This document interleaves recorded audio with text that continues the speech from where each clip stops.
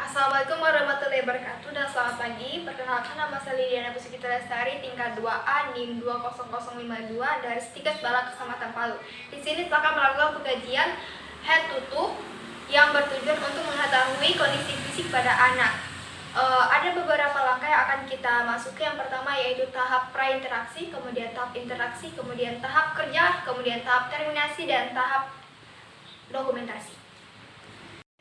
Jadi alat-alat yang dibutuhkan yaitu stetoskop, sarung tangan, Madeline atau microtoy yang diganti dengan pulpen, termometer, stopwatch, pet light, boneka tangan stiker, boneka tangan mainan, timbangan berat badan, meteran. Langkah yang pertama yaitu kita menyapa pasien atau anak. Jika umur anak di atas 5 tahun, kita bisa mengajak anak untuk berbicara secara langsung. Namun jika umur anak ada di bawah 5 tahun, kita bisa mengajak komunikasi dengan keluarganya. Pertama, kita mencuci tangan terlebih dahulu.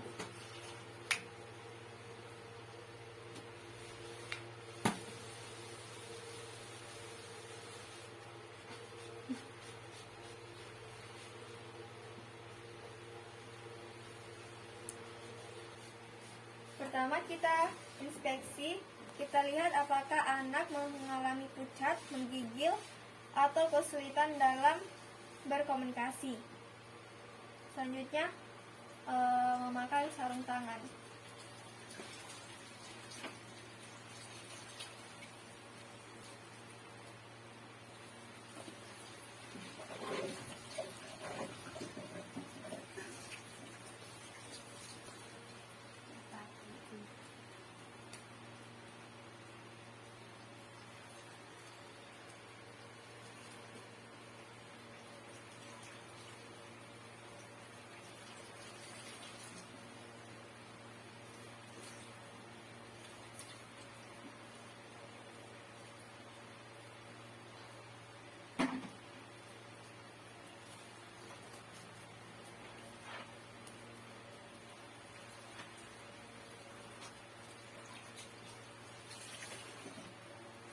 Yang pertama, kita mengukur tinggi badan menggunakan meteran.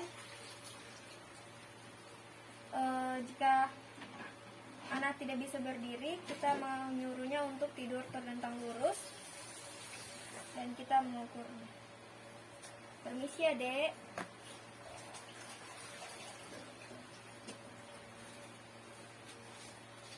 Setelah kita mengukur, kita mencatat hasil yang kita dapat. Setelah kita mengukur panjang badan anak, selanjutnya kita menimbang dengan menggunakan timbangan badan. Kemudian kita mengukur lingkar kepala anak. Permisi, Dek. Permisi ya.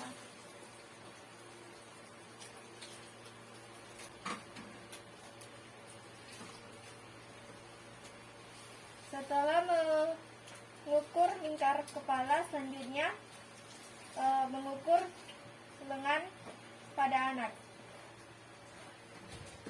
Permisi ya.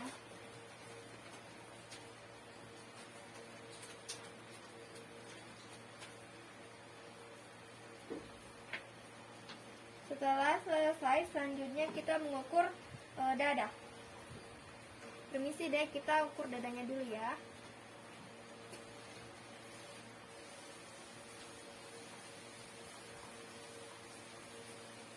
Permisi.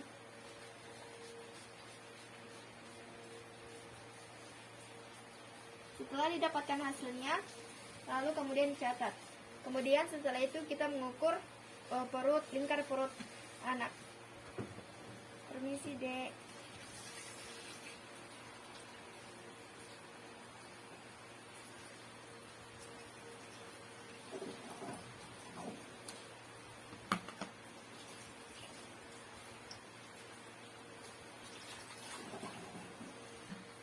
Selanjutnya kita memeriksa kepala pasien apakah kotor, apakah ada benjolan atau edema.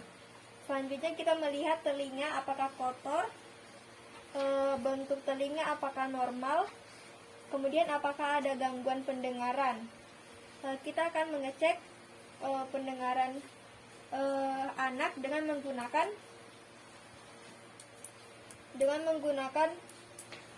mainan. Di sini saya menggunakan mainan yang bisa berbunyi. Permisi, Dek. Apakah bisa mendengarnya?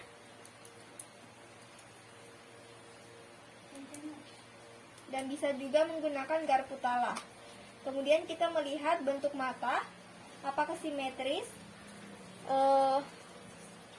Lalu menyuruh kalian untuk menutup mata, kemudian menyuruh membukanya lagi dan melihat apakah ada keterlambatan gerak antara bola mata. Selanjutnya kita melihat refleks cahaya menggunakan red light. Permisi, Adek.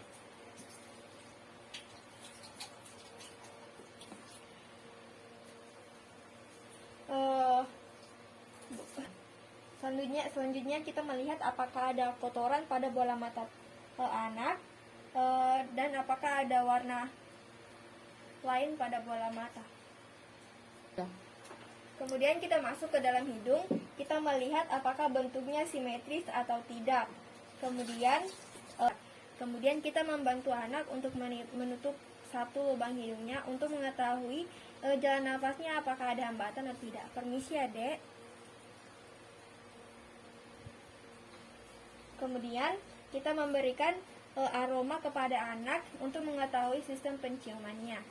Bisa berupa minyak kayu putih ataupun kopi ataupun parfum. Permisi, Dek. Selanjutnya kita masuk ke bagian mulut. Lihat bibir klien apakah kering. Setelah itu kaji apakah ada gigi lubang. Setelah itu lidah apakah kotor atau bersih. Selanjutnya kita masuk ke bagian leher.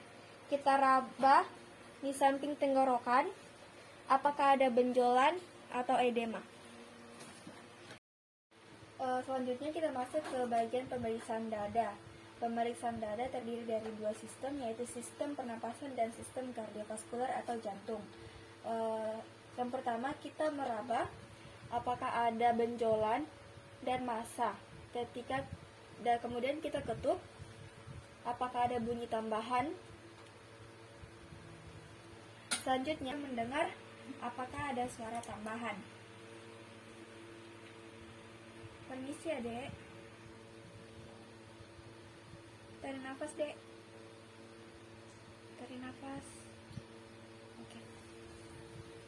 Biasanya jika ada suara cairan dalam paru-paru, bunyinya seperti kita meniup sedotan pada wadah yang berisi air. Kemudian kita masuk ke dalam sistem yang kedua, yaitu sistem kardiovaskular. Kita melihat warna karena adanya kekurangan oksigen.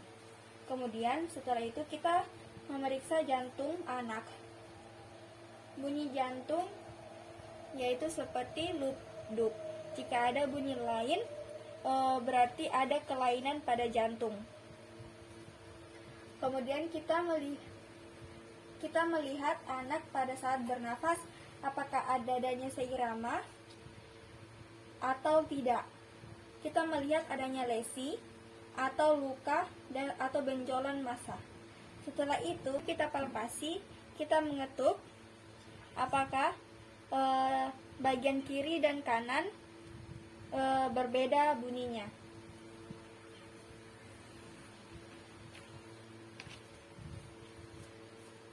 Selanjutnya kita masuk ke bagian pemeriksaan perut. Kita tanyakan kepada anak apakah mengalami diare atau BAB-nya lancar. Permisi, D, apakah punya penyakit diare atau BAB-nya lancar? Oke. Selanjutnya kita melihat perut. Permisi, D, apakah ada lebam? Selanjutnya kita mendengar bising usus yang dibagi menjadi 9 bagian untuk pemeriksaan bising usus. Permisi, ya, Dek. kita mendengar apakah cepat atau lambat. Selanjutnya kita raba, apakah kembung, apakah kenyal atau pada normalnya. Selanjutnya ketuk, apakah normal atau tidak. Misi ya, Dek. 3. Selanjutnya kita masuk ke bagian pemeriksaan genitalia dengan keadaan tangan bersih. Permisi ya, Dek. Pemeriksaan ini untuk anak-anak laki-laki dan perempuan tentunya berbeda. Dan kita melihat apakah di bagian lubang tempat pembuangan urinnya apakah sudah pada tempat semestinya atau belum. Selanjutnya kita masuk ke bagian pemeriksaan kaki. Kita lihat apakah kakinya sejajar kaki kanan dan kaki kiri. Kemudian kita raba, apakah ada benjolan. Dan kita memeriksa pergerakan kaki, apakah ada hambatan atau tidak. Adek, pemeriksaan kita sudah selesai ya. Semoga cepat sembuh, jangan lupa berdoa. 15 menit kemudian saya akan datang kembali lagi ke sini untuk memeriksa keadaan Adek. Kalau begitu, saya permisi ya, Dek. Permisi. Selanjutnya kita melepas sarung tangan. Lalu mencuci tangan.